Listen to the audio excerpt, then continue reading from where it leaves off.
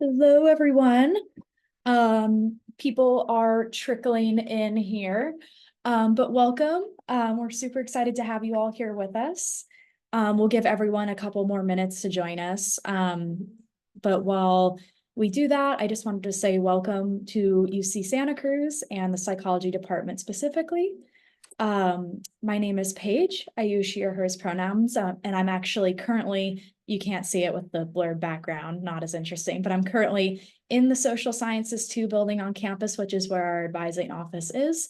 So when the fall quarter starts, we hope you all come visit us over here, but we'll talk a little bit more about that in a few minutes. But I am in the actual location, which is kind of cool. I am a UCSC alum. I studied literature and education when I was a student here.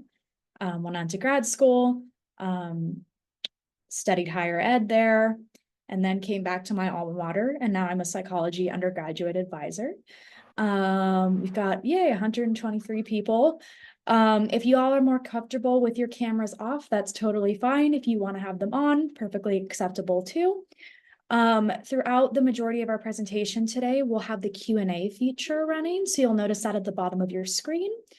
We won't have a ton of time for questions today, but if you do have them, please use that feature. And whoever's not presenting at that time, we'll try to address as many as possible. But we'll be talking about some advising resources and things like that, where we can hopefully address some questions later. But without further ado, for folks coming in, welcome. We're super excited for you all as a UCSC alum and fellow banana slug. I'm super excited for you all. It feels like just yesterday I was starting here and I'm advising here. So it really warms my heart to see you all here with us, even though it's in a Zoom room. But once again, I'm Paige, and I'll go ahead and hand it over to my colleagues to introduce themselves to you all.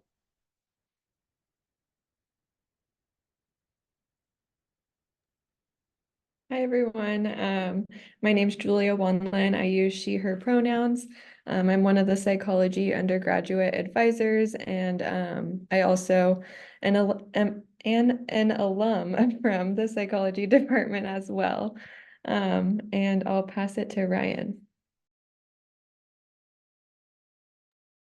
Hello, my name is Ryan Mulligan. I'm an undergraduate advisor here as well.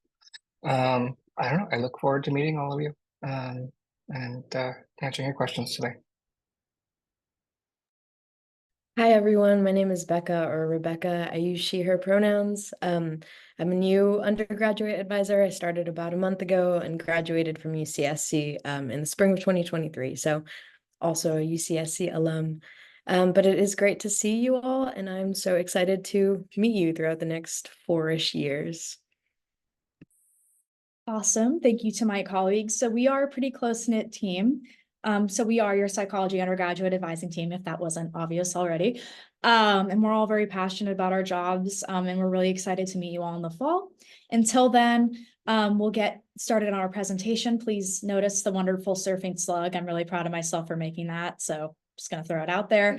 All right, we'll get rolling here. And again, use that Q&A feature if you have any questions. All right. Oh, yep. There we are again, in case you forgot who we are. Hopefully the pictures match up and we're not scamming you or something. You will see a couple other team members on here. That's Wendy and Carrie. Wendy is kind of in the background of this presentation, but she is a close-knit part of our team. She supervises us, and she's also the assistant manager of our department.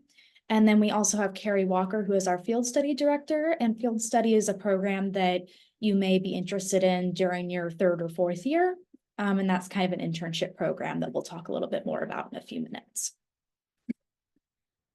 All right, so a little bit of an agenda of what we'll talk about today. It is going to be a kind of a lot of information all at once, but this is not something we're expecting you all to leave today knowing. That's why we have our jobs, is to continue to give you all that information and clarify it as much as we can throughout your years here.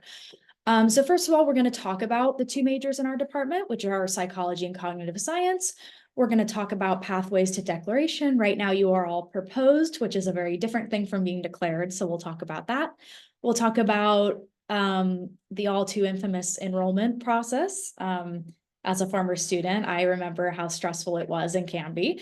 So hopefully we'll try to make that a little bit more streamlined for you all, give you some helpful tips and tools to make that process a little bit more streamlined. We'll be talking about helpful tools overall, including enrollment, but also campus at large. There's a lot of resources that even when I was a student, I didn't know existed, and we're excited to share those with you all today.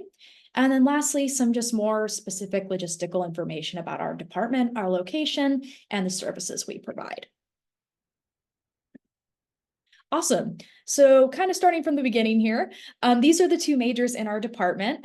These probably look familiar to you all.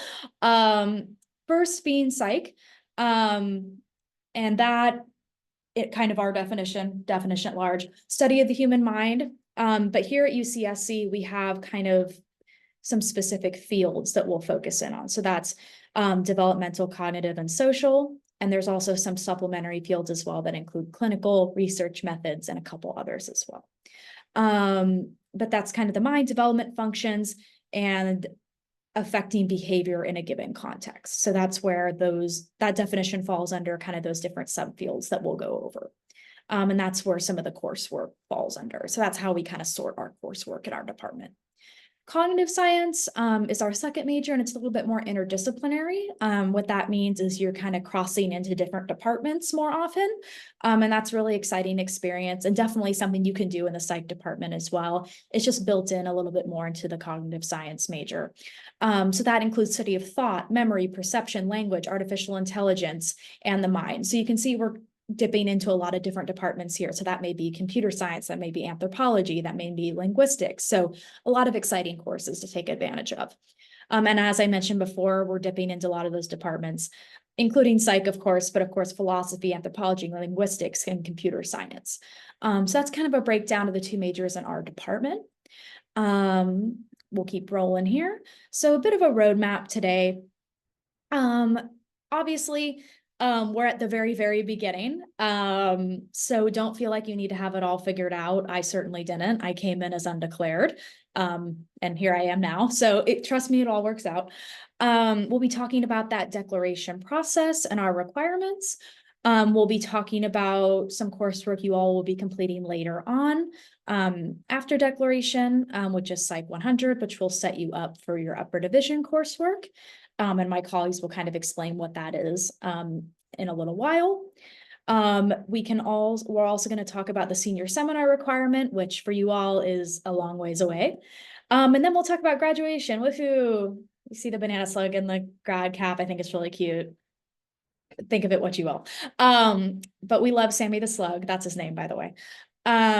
So we'll have a lot of slug graphics today, so bear with me. But the ultimate goal is to get you all to walk the stage and get your diploma. I remember that moment very vividly, and it's something I'll always carry with me. So that's our goal, and our goal is to support you all. And without further ado, hold on. I'm going to hand it over to my colleague Julia to kick it off with our major requirements. All right. So as all of you enter UCSC, you are proposed majors, and you will eventually need to declare your major after meeting our major qualification requirements. So on this slide, all of the psychology major declaration requirements are listed here. They include pre-calculus, Psych 1, and statistics. As you can see, there are a few courses that can satisfy pre-calculus and statistics. For Psych 1, it's just Psych 1. You can also test out of some of these requirements with qualifying AP scores, or for pre-calculus, the ALEKS Math Placement Exam. If you do end up taking a pre-calculus course, you just need to pass with a C or better. For Psych 1 and statistics, you do need to pass with a B- or better in order to declare the psychology major. All of these courses do have equivalent courses at community colleges, so that's also an option to satisfy these requirements. We just recommend using assist.org to find equivalent courses. And we can go to the next slide. Now, these are all of the cognitive science major declaration requirements. They are a little bit different than psychology. They include calculus instead of pre-calculus, a programming course, statistics as well, and Psych 20. So cognitive science students are expected to know a little bit higher of a level of math compared to psychology students, which is why we have calculus as a major declaration requirement. There's also a few different calculus courses you can take for this requirement, or it can also be satisfied through AP exams. Programming is a major declaration requirement for cognitive science because, as Paige mentioned, it's a little bit more of an interdisciplinary major, and we connect with multiple departments. There's a few different courses you can take for this requirement, and there's also a CSE 20 test out exam. For statistics, it's similar to psychology. The same courses can be used to satisfy statistics here, and the same AP exam score as well. Psych 20 is a specific course here at UCSC that you can take to satisfy this requirement. There's a few community colleges that offer this course as well.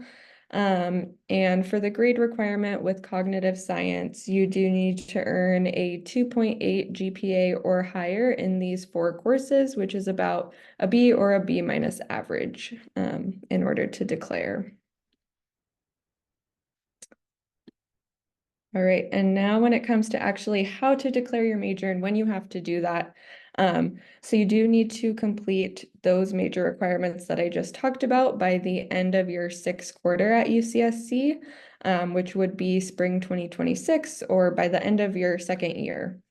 How you do this, we have a link here with directions for how to declare cognitive science and psychology. You'll submit a quick Google form that requests an academic plan, and you will also submit a petition through your My UCSC portal. Even if you meet the major declaration requirements right now with AP scores or community college courses, you can't declare quite yet. You do have to wait until you're enrolled in courses at UCSC. So just hold on to that. You can always check this slide later to figure out how to declare again. All right, I'm going to go a little bit more in depth into the other major requirements for psychology. We do have 2 concentrations, the general and intensive concentration. The main difference between the 2 is intensive requires a little bit of coursework, 3 courses to be exact. 2 of those courses are either field study or research. So intensive can give you a more hands-on experience in the field. So in addition to the major declaration requirements that I went over, there are 2 more lower division requirements for psychology. Those are Psych 10, which is Introduction to Developmental Psychology, and Psych 20, which is Cognition Fundamental Theories. After that, you'll move into your upper division coursework. So Psych 100 is required for all psychology and cognitive science students. It is a course that has to be taken at UCSC, and you do have to complete it before you can enroll in any of your other upper division psych courses. So right under Psych 100, you can see there's 3 upper division psych courses from 3 different subfields of psychology. And then there's 3 additional where you have a little bit more options to choose from when it comes to those. So Psych 100, 6 upper division psych courses, and then this last requirement is an upper division outside course. That is a course numbered 100 or higher from a department outside of ours. So there is an approved list of departments that's linked on this slide. So you're welcome to check that out. As I mentioned, intensive requires all of those requirements that general psychology requires, with the addition of Psych 181 or 182, which is data analysis or qualitative research methods, and then 2 quarters of field study, advanced research, or a senior thesis is required. And one more thing for both of those, for your 6 upper division psych courses, one of those is going to be your senior seminar, which I believe Rebecca is going to talk a little bit more about later. Next slide, please. All right. So I talked a little bit about these in the last slide, but for our educational opportunities, we have three main options. So we have the field study program, which is an opportunity for you to apply and get connected with an internship opportunity in Santa Cruz. A few examples of what that could look like would be working as a mental health worker, a teacher's aide, or an advocate for survivors of abuse, and many, many more. Psych 194 is our research option, which entails getting connected with a research lab opportunity on campus, working with the professors and graduate students involved in those labs. Our last option is the senior thesis, which can take research a step further. It's an opportunity for you to conduct your own research with the guidance of a faculty member. Any psychology or cognitive science majors can participate in these, but like I said, 2 quarters are required for intensive psychology. And I believe that's it for me. I'll pass it to Rebecca now. Hi, okay, so for cognitive science, the 4 courses that we mentioned as requirements to declare the major are the only 4 specific lower division requirements that you'll need to take for the major. Similar to psychology students, after completing those courses in your first 2 years, you'll need to take Psych 100, which is research methods, before you can take your other upper division psych courses. These upper division courses include a set of cognitive core requirements, which entail taking 3 courses from the 4 areas listed on the slide. You're also required to take 3 cognitive psychology electives, which allow for more flexibility since you can choose from a longer list. And like psychology, you'll need to take a senior seminar. So one of your 3 upper division cognitive science electives will also count for this. As an interdisciplinary major, you'll also have a set of interdisciplinary elective requirements in which you choose to specialize in an emphasized group within the field. The different groups that we have are evolution, artificial intelligence, and human-computer interaction, linguistics, and philosophy. You'll need to take 4 interdisciplinary elective courses in total for the major, and at least 3 of them should be within your chosen emphasis group.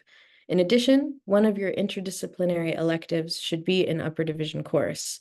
Since most are likely to be lower division, this is also a great requirement to focus on in your first 2 years. And the list of major requirements and worksheets can also be found on our website, and these can help you figure out which interdisciplinary electives to take. And we can go to the next slide. So to talk a little more about the senior seminar requirement, this requirement is also tied to a general education requirement, which is DC, disciplinary communication. So as you're exploring your MyUCSC portal and you're noticing that the DC requirement isn't fulfilled as you go through your first years, just know that that's tied to your senior seminar. So it'll take a while to get to that requirement. And it's important to note that registration for senior seminars works differently than it does for other courses. In order to enroll in senior seminars, you need to complete a senior seminar survey by the given deadline. These surveys are emailed prior to enrollment to declared students that are senior standing, which starts at 135 credits. So it will probably take some time for you all to get there. So you don't really need to worry about this too much right now. But yeah, keep in mind that the senior seminar is not an additional course requirement to complete for either of or any of the 3 majors. And it's important to note that the upper division, that one of the upper division psych courses required to complete your major needs to be a senior seminar. And we can go to the next slide. Thank you. So as you take all of these courses for your major requirements, you'll also want to be aware of our pass no pass policy for grading options. To reiterate, we require letter grades for most courses that you're using to declare your major, but all other major requirements can be taken on a pass no pass basis. So all courses are automatically set up to be taken for a letter grade, which are A, B, C, D, and F. And when you enroll, you can opt to switch it to a pass no pass grading option. This means that if you get a C or higher, you'll receive a pass grade, which does not affect your GPA. The deadline to change your letter grade option is always around the end of instruction and before finals. So you'll have time to decide which grading option is best for you in this class. However, it's important to note that no more than 25% of your credits earned at UCSC may be graded on a pass/no-pass basis. So you have to consider the courses and how many courses you plan on taking pass/no-pass carefully, which is also something that you want to keep in mind if you're considering graduate programs. And with that, I will pass it to Ryan. Thank you. Okay, I'm going to talk about academic planning. So this page actually has a bunch of links on it. So no, I'm getting some questions about this. Know that this slideshow, as well as the video that we're recording, is going to be put on our website shortly after this meeting today. And on this particular slide, there are links to academic plans that you can reference as needed. So academic plans lay out recommended classes you should be taking during your 4 years here. And they help you make progress towards finishing your major, specifically your major. If you have questions about GEs and things like that, you should be communicating with your college advisors. There are sample academic plans here, for example, and on our website that you can take a look at that contain your declaration requirements to be completed within your first 2 years here, as well as the courses that would follow it after your declaration, usually your last 2 years here. Once you complete the declaration process, you will then receive an official signed academic plan. That's one that we make for you that you can't edit, but is a record of our advice, essentially, and is catered to your specific needs and your remaining time here. Go ahead and take a look at one of these plans. This, so this is an example of an academic plan for general psychology. Please note that the quarters the courses are located in do not actually reflect when you need to take the courses. They're just sort of placeholders for requirements that eventually need to be completed. But you can take most of these courses in just about any order. In the case of your requirements for declared, one exception would be Psych 2, which if you choose to take that course instead of, say, Stat 5 to complete your stats requirement, know that Psych 2 does have a Psych 1 and pre-calculus prerequisite to consider. And of course, all your upper division coursework does require Psych 100, but that will come up later. You are encouraged to make a copy of these academic plans for yourself, edit them and see how they work, familiarize yourself with the requirements and any potential schedules you might want to make for yourselves. You can also meet with a peer advisor and create a personal plan that way. As an incoming first-year student, we recommend you all focus on your first 2 years of your academic plan. Also note that also known as your lower division major requirements. So again, like Julia went over, Psych 1, statistics and pre-calculus, essentially. These requirements are important as they will make you eligible to officially declare the major sometime near the end of your second year. You can find these requirements on the plan. If you look at the first 3 courses that are colored in gold and have the letters MQ next to them in parentheses, those are essentially your major qualifying courses. As mentioned earlier, the prerequisites to declare are pre-calculus, Psych 1, statistics, and again Psych 2. And if you want to take Psych 2 to meet your statistics requirement, just make sure you take Psych 1 and pre-calculus first. As you may notice, no major requirements are listed in the fall. So everyone's asking, what do I roll in this fall? As far as psychology is concerned, nothing if you don't want to. This is because you don't have to take any major requirements your first quarter here to complete your major requirements on time. You have 2 whole years to complete these 3 courses that we ask of you, at least in the case of psychology.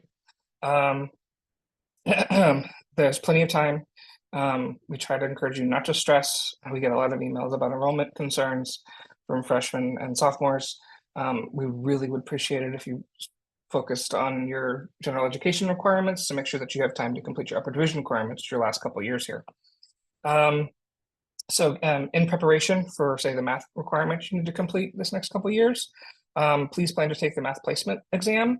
If you score like a 100, for example, you would need to either take it again to score higher or plan on taking something like Math 2 prior to being able to take your pre-calculus requirement. And you need to coordinate that with your schedule, essentially. If you test up to a 300, you can test out of the requirement outright, and a 200 will just allow you to take Math 3. Similarly, while it is not a declaration requirement, the upper division courses you will take in your junior, senior years will be expected we'll be expecting you to have met your entry-level writing requirement first. So this is a GE, usually completed by taking Write 2, sometime within your first 2 years here. It does not recite course. It's not not required for you to declare, but you should plan on completing Write 2 if you plan to move on with your coursework in your last 2 years here. Okay, we can take a look at a cognitive science plan. Here's an academic plan for cognitive science major. Once again, this plan is also available on our website. Incoming cognitive science students for the first 2 years should focus on taking a programming class, Psych 20, and a calculus course, and a statistics course. So they have 4 courses you have to worry about, but still nowhere near the total number of requirements that are going to be expected of you within these first couple of years. If you're planning to take Psych 2, let's remember again, you do need to have, in this particular case, Psych 20, as well as at least pre-calculus completed beforehand. Lastly, as mentioned earlier, in order to be eligible to declare cognitive science, you must meet the minimum GPA requirement for these 4 courses of 2.8 or higher, which is essentially a B average in those lower division courses. The sample plan includes a GPA calculator. It defaults to 2.8, but it will adjust itself accordingly as you complete your main requirements. As you may have noticed, no major requirements are listed again in the first quarter, similar to psychology, as you will also have plenty of time to take your major requirements in future quarters. If you have a math placement score of 100 and are continuing to score 100, you will need to plan on taking Math 2 and then Math 3 to then take your calculus requirement. If you score 200, you can take pre-calculus first. If you score 300, you can just jump right into your calculus requirement. Something else to note here is the ALEKS exam will not be a substitute for the calculus requirement. You will be expected to take a calculus course. And we can move on to summer session. As you start to think about your own plan, just know that in the future, you will be able to take courses over the summer as well. We will always offer both lower division and upper division courses in our department every single summer. We typically offer the same courses every summer, so go ahead and check out what's currently being offered this summer, so you can maybe plan ahead. Summer session courses, course lists become available as early as December. If you need to plan ahead for housing and other accommodations. Some students have been asking about, like, how do I complete this degree in 3 years? Expect, if you want to do that, that you're going to need to be taking summer session courses. Okay, we can talk about MyUCSC now. All right, so this is an example of your student center in MyUCSC, or your portal. It's something very important. Please make sure to check if any tasks, if you look on the right, there's a to-do list, essentially. Any tasks on your to-do list that need to be completed before enrollment week. If you have any holds in your account, it's probably because there's something in that to-do list that has not been completed. And you do not want to have any issues preventing you from enrolling on time, or you will lose your chance essentially to get what you want, if nothing else. Another important area to look at are the enrollment dates. So once you've completed that to-do list and your orientation requirements, you should be assigned an enrollment date. In the future, that enrollment date will be assigned to you within a few weeks before enrollment starts, and you would want to reference it via this portal essentially to figure out when that date is. If you have any questions about enrollment, please reach out to your college or major advisors, us, in order to get an early enrollment appointment date. Something like a lot of students see enrollment coming up and make an appointment a little too late. By the time they have their appointment, their enrollment date's over. So plan ahead when making your appointment. I guess the only other thing is making sure that you absolutely complete part 1 and 2 of your slug orientation this summer, so you can and have your official transcripts and test scores sent in, so you can be eligible to enroll this coming fall. All right, we can move on to the degree of progress report. Okay, so in your portal, there's a fun little section called the degree progress report, or DPR. This is a sort of visual as to where you'd find it. There's a little drop-down menu within your portal, and one of the options in it is degree progress report. On your version of the portal, you should also see it on the left sidebar. This is an important place where you can find information about the courses that you've completed for your major and your GEs, and or still need and potentially still have in progress. And we can take a look at what that looks like in more detail. Next slide. Okay. So this is what the degree progress report actually looks like. It will show you all the requirements needed for the major and those needed to declare. So if you're not declared yet, it'll have a special section just for that. Once you've received the sufficient grades and test scores, the courses and exams or exams used to fulfill those requirements will show up in this requirements list, and it'll sort of close out some of these open areas and give you a little green check mark. If you have transfer credit from college or AP credits, just know that it's going to take a little while for those things to be evaluated by admissions and actually get put into the portal. So if you know you've done something that's not in the DPR yet, just be patient. It's probably not going to be updated for everybody until the end of fall. Some sooner, but just if it's not there, expect to wait at least that long before seeing anything. If something you have completed is still missing at that point, I would encourage you to check in with us so we can work on correcting that. And finally, at least for me, in progress coursework. So we have a fun new feature this year. There's a nice little yellow diamond now that does display once you've enrolled in something, it'll mark the course as in progress, so it's not so intimidating with the red X. Just know that enrolled and in progress, it just means that it's something you've enrolled in. If you drop it or you switch it, those things will change and it'll become a red X again. That's pretty much it. Know that I guess the only other thing I would say about the yellow box is don't confuse it with a green check mark. You do need to complete the course and get the grades you need in order for that to close up. And I guess I'll send it back to, I believe, Rebecca.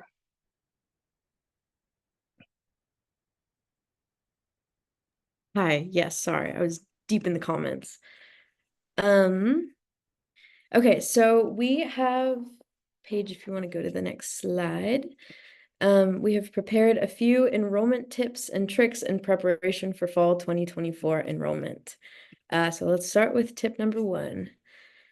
The first tip is, when in doubt, enroll in GEs or electives. The psychology and cognitive science majors alone do not meet the 180 credit minimum required for graduation, so you'll need to take other courses to supplement your major coursework. You can do this by enrolling in courses that fulfill GEs or taking any other class that you're interested in. Your freshman year is a great time to explore what you're passionate about, so go ahead and take the courses that you're interested in. And we can go to tip number 2. The second tip is to keep an eye out on classes throughout enrollment. Some of our high demand courses like Psych 1, Psych 20, and Psych 100 are gated, which means that more seats open up over time. Seats are saved for specific students, including frosh and transfer students. So if you see that Psych 1 or Psych 20 are full, don't worry. You may still have a chance to enroll in these courses. Just keep an eye out on the status of these courses as things change. And we can go to tip number 3. The third and final tip is to put yourself on wait lists for classes that you want that are full. Doing so does not ensure that you receive a spot in the class, but it does raise your chances of getting in. While on the wait list, it's important to make sure that you still enroll in other courses in the case that you don't get in. You need 12 units to be considered a full-time student, so make sure that you are enrolled in at least 12 units, even if you're on wait lists. Also, in some psych classes, students are administratively dropped from the course if they do not attend the first day of class. So make sure to attend the first day whether you're on the wait list or not, to either keep your seat or speak to the professor about receiving a permission code. And I will pass it back to Paige. Awesome. Thank you all so far. I hope you all are staying with us. I know that was like a lot of information all at once. And as new college students, it's probably a lot to digest. And I see you all have been asking a lot of questions, so thank you for that. We're trying to make our way through as quickly as we can and efficiently. And while I'm talking, hopefully some of my colleagues can address some of them. I know we've been answering some of those in the chat. So we're gonna kind of finish off our presentation by talking about some kind of more holistic campus resources. And this is really important because while we're kind of your support system here in the psychology department, there's resources campus-wide. When I talk about these resources, I always like to talk about it from the perspective that you're a human being before a student, which seems like an obvious statement, but sometimes when you're in the thick of coursework and you're really stressed, sometimes it's easy to lose sight of that. Obviously, the first one is more student-centered, but a lot of these are more holistic, and whether that's our food pantries on campus, mental health resources, and we'll talk about some of those. So first one being beautiful McHenry Library and the study rooms available. That's just a small image of how beautiful it is. That doesn't really do it justice. But it's definitely one of my favorite spots on campus. I don't know how many hours I spent there, but it's probably a very scary amount. We do have a cafe in there. So if you need to study for finals, during midterms and final seasons, there's extended hours.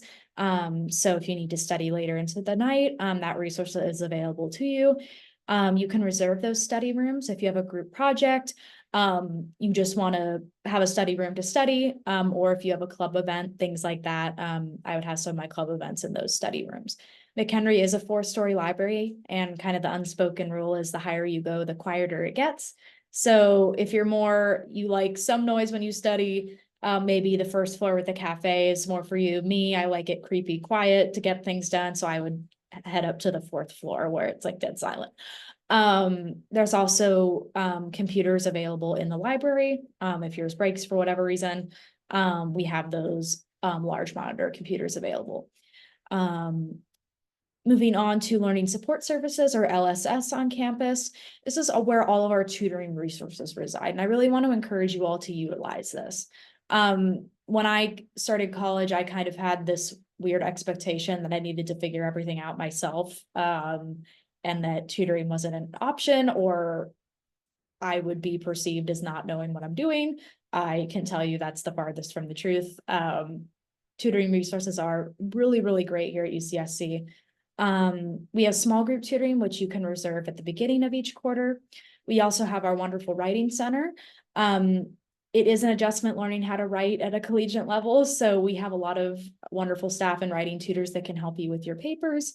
And then study tips overall. We also have what's called a MSI, or modified supplemental instruction. That's just a really fancy way of saying slugs tutoring other slugs.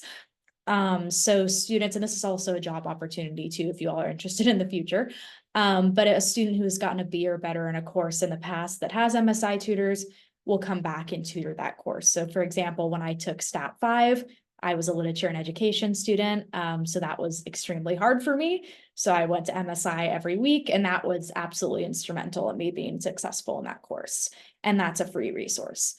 So I encourage you all to learn more about these, explore the websites. And even if you're not sure you're going to even use the resource at all, just go figure out where it is and, say, hi, I just wanted to find out where the space was, and just so you know for the future.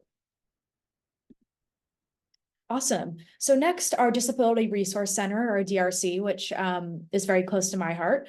The purpose of this space is to provide equal educational access for students with disabilities, and that includes mental, physical, behavioral. And for me, I had DRC accommodations for a mental health disorder upon coming in as a freshman. If you all think that you may be eligible for accommodations, one, I would explore the website. I would reach out to the DRC, and two, I would get those accommodations set up over the summer. I can't emphasize that enough. If you think I am never going to use these, that was what I thought. And I'm like, no, I'll figure it out. I got it. But I had a support system that encouraged me to get those set up over the summer. The reason why I encourage you all to do so is because the DRC has so many students utilizing its resources that sometimes if it's not set up by the time you start, there's kind of a really long line to get those things put in place. And some of those accommodations can include extra testing time, alternative testing spaces, which is what I had. So when I was taking Stat 5, the very large lecture hall was very overwhelming for me. For what I was dealing with. So I was able to take my exams in a quieter area with like 2 to 3 other students and a proctor. And that was instrumental in me being successful in that course.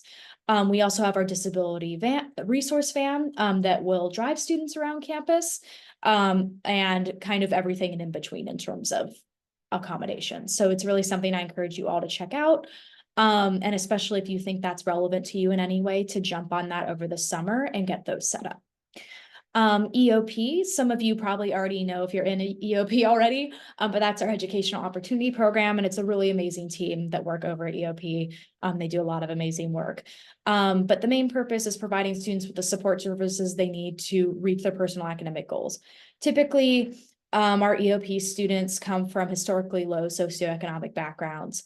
And the purpose of this is to provide a space as well as specific accommodations to make sure those students are successful, and to kind of level the academic playing field. And like I said, if you know you are an EOP student, I recommend exploring the website and just checking out the space when you come to campus. There's a lot of great kind of peer advisors over at the EOP area that are EOP students and kind of know what to recommend for you all. One of the coolest things in the EOP program is the textbook lending library. So because textbooks can be kind of expensive, that lending library is a great resource to kind of remove that financial barrier. Awesome. So UCSC Basic Needs is kind of one of our more holistic resources, and it's something that's really important. So when I say human being before a student, this is where it really comes into play. So obviously, if you're hungry, it's very hard to do well in school. We have food pantries on our campus that are open to everyone, so you can come by and just pick up some food. You can also volunteer at the food pantries. A couple of my friends did that and really enjoyed it. We have emergency housing resources as well, health and wellness resources, and financial security resources as well. So this is something that I really encourage you all to explore, even if you think it's not relevant to you.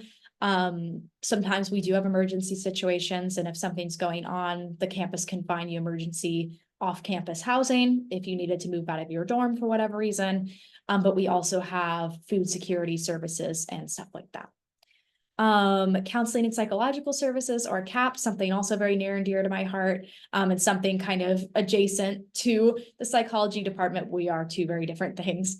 CAPS is where all of our mental health resources reside. When I was a student, I was a CAPS peer educator. So I had a really great opportunity to work closely with the staff over at CAPS.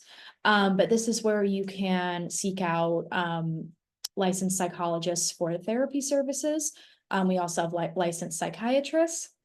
And we also have kind of specific demographic group talk sessions if something's more specific and relevant to you. We also have a really cool program called Let's Talk, which is not like actual therapy. It's just like somewhere where they said, we'll be over here if you want to learn more about services, and you can kind of put your foot in the door in a more comfortable setting. So that's CAPS, very, very important, something I utilized as well. This is just a bit of a screenshot of our landing page on our website. So, I'll talk about this more in a second, but obviously this is a lot of information today. So we really want you all to schedule appointments with us. We do have drop-in advising going on, tomorrow. So if you all want to follow up with any questions during that time, I highly encourage you to do so, and all that's on the website. Right. So this is what I was talking about before. Right now we are in the physical space. So we are in social sciences too. We have this handy dandy map here, but maps sometimes confuse me. We also have a social sciences 1 building, which is right next door. So sometimes it's hard to tell the difference between the two. So I pointed that out there, but we are in social sciences 2. That is at College 9 and John R. Lewis, which are sister colleges. So if that's your college affiliation, boom, you're right next door. So you can come see us, but obviously accessible to everyone on campus. Right now, services will be remote, but we will be back in fall for in-person services as well. SciEDV is how you contact us. We do have our personal UCSC emails. We do ask that you all do not email those, just because that's more of a internal thing with our personal team, and we won't really be answering, we're not answering emails from our personal email from students. So if you're communicating with me about something, you can just say, hi, Paige, even though you're sending it to SciEDV, and all 4 of us are getting that same email. And then I can follow up with you. So any questions to any of us are going to go to SciEDV. We also encourage you all to check your email regularly. I cannot emphasize that enough. As new college students, the email is kind of the lifeline. It's really the only communication tool we have with you, your professors have with you, resource centers have with you.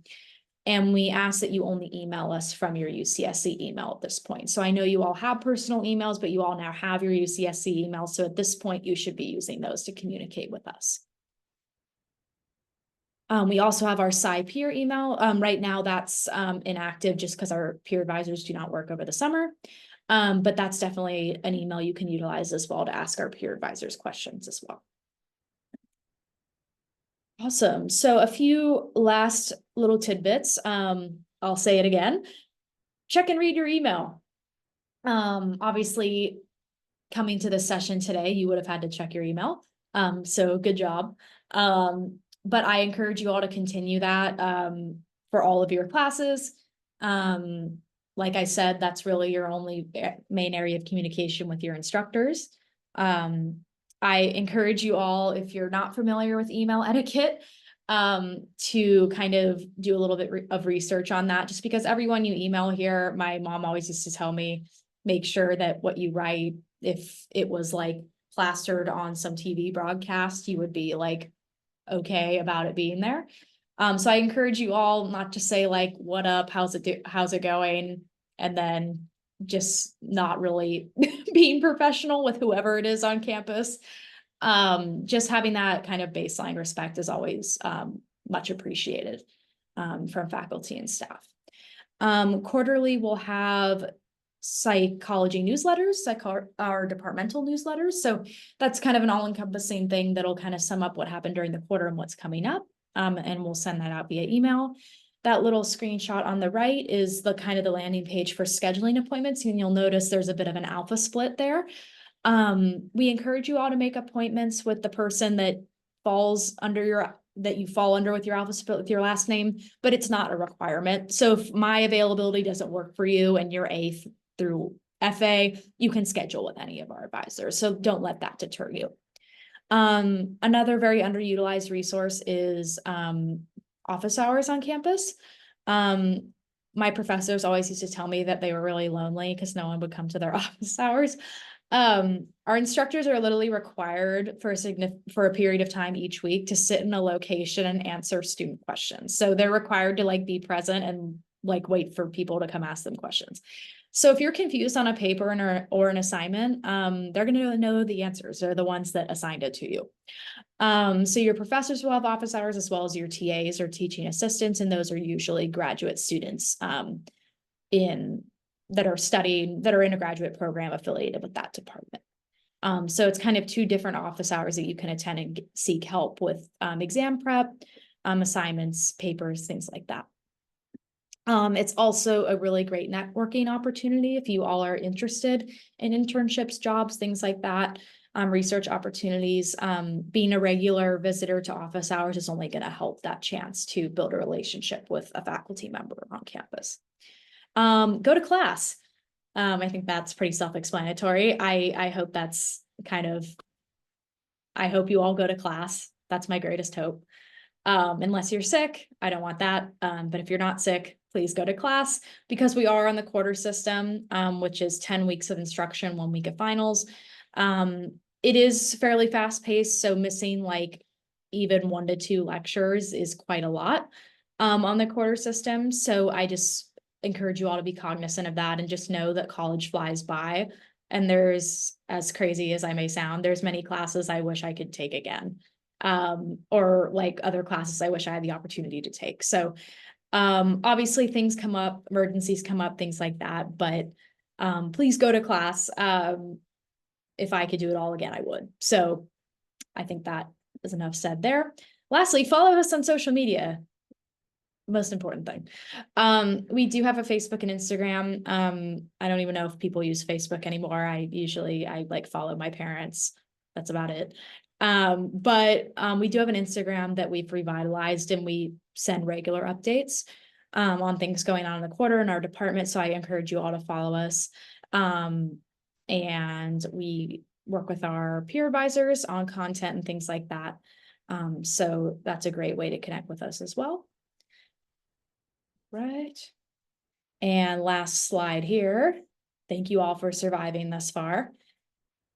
All right, so this is kind of an upcoming slide, just be on your radar. So obviously this seems like a long time from now, but it will be here before you know it. So just take note of the date.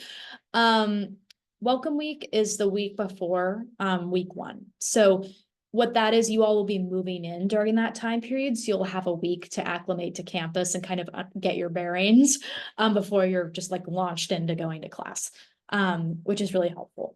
And during that week, we'll have another presentation to go over more specific things, answer additional questions and things like that. So that will be on Tuesday, September 24th from 9 to 9:50. So that'll be a pretty brief presentation, but we really encourage you all to be there, especially since it'll be leading up to week 1.